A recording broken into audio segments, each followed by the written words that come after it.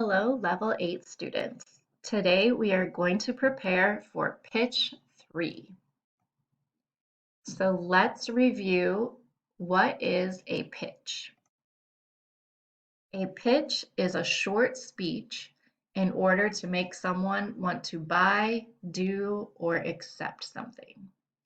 So for One World, you are making a pitch, a short speech, to convince your audience about a problem and solution. And we do this because it's an important speaking skill, an important critical thinking skill, and it could be useful to you at your workplace or in future classes you take. So previously we recorded pitch number 1, which was 30 seconds, and pitch number 2, that was 45 seconds. Pitch number 2 included what your topic is, hooking your listener, why it's important, and your claim.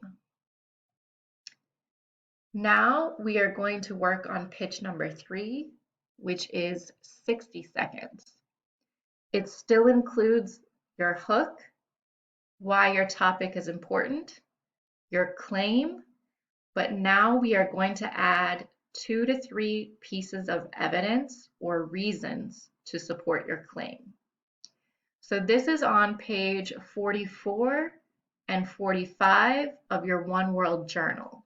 So you can make notes on these pages to prepare for pitch number 3.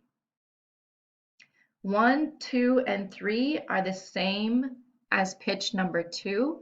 So if you want, you can use your same ideas for these parts. You can also take this opportunity to improve. So if you're not satisfied with your hook or your explanation of why the topic is important, you can make some changes on this page. The new part is adding 2 to 3 pieces of evidence or reasons to support your claim. If you recall from the evidence lesson that we had, evidence could be a quote, it could be a data point or statistic, it could be a fact, or it could be a personal story. It's still going to be important to cite your source, where the evidence came from. So you can say things like according to the New York Times, or in a report on Newsela, or former President Barack Obama says, as a way to make it clear that your evidence is coming from another source. So a little bit of advice on giving a good pitch. Don't speak too fast. You only have 60 seconds, but it's still important not to speak too fast so that your audience can understand you. You should pause between ideas. For example, when you give your hook, pause briefly after saying your hook. This gives your audience time to feel the importance and power of your hook. If you say your hook and continue without pausing, the audience might not even understand what your hook was, and then you don't get the benefit of attracting their attention. So make sure that you pause between ideas. Don't forget to practice new words. Your topic might have some new vocabulary words that are not familiar to you. So you should use a dictionary to help you learn how to say.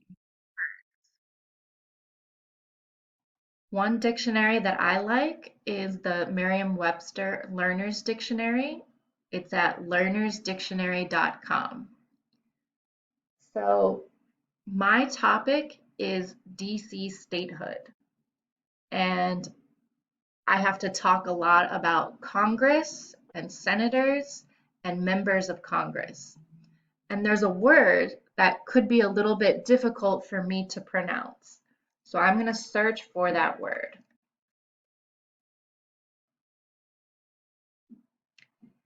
And when I find the word, there's a sound icon.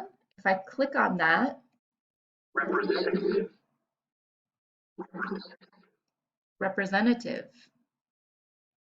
representative.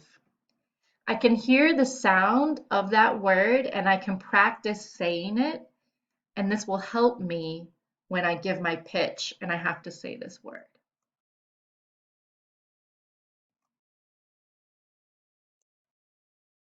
Another piece of advice, don't try to say really long sentences. When you write your notes for your pitch, if you write a really long sentence, you won't be able to remember it when you speak. And you'll end up reading from your notes and it will sound awkward like a robot. So when you prepare, write shorter, direct sentences and phrases so that when you speak, you sound more natural, more conversational. So now it's your turn. You can go to the next step in the Schoology lesson.